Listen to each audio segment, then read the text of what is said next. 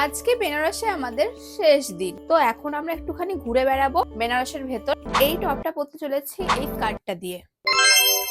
বেশ ভালোই কিন্তু মানিয়ে গেছে, যদিও এটা রিয়ার টপ, আমার না। বেনারসে আসার সময় আমি ট্রেন মিস করেছিলাম। ওই ভিডিওটা দেখার পর আমাকে একজন কমেন্ট করেছে, মহাদেবও চায় না যে তুমি বেনারস যাও। এই কথাটা বলেছো, তার উদ্দেশ্যে আমি বলতে চাই, তুমি কি জানো কোনো তীর্থস্থানে যাওয়ার সময় বাধা আসাটাকে শুভ বলে মনে করা হয়। মনে করা হয় ভগবান তোমার ধৈর্য এন্ড বিশ্বাসের পরীক্ষা নিচ্ছে।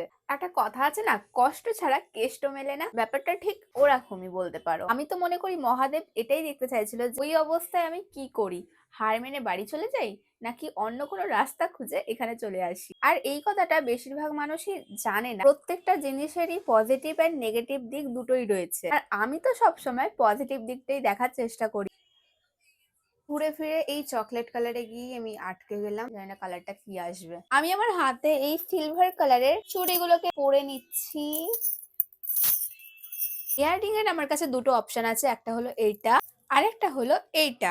আর আমি এই দুটো ইয়াররিং এর মধ্যে এই ইয়াররিংটাই পরলাম। সব শেষে আমি সেটিং স্প্রে অ্যাপ্লাই করে নিচ্ছি। ডিসেম্বর মাসে বেনারসে এসেছি, বাট এখানে একটুকুও ঠান্ডা নেই। আমি কিন্তু পুরো রেডি। লাস্টে আমি একটু পারফিউম অ্যাপ্লাই করে নিচ্ছি।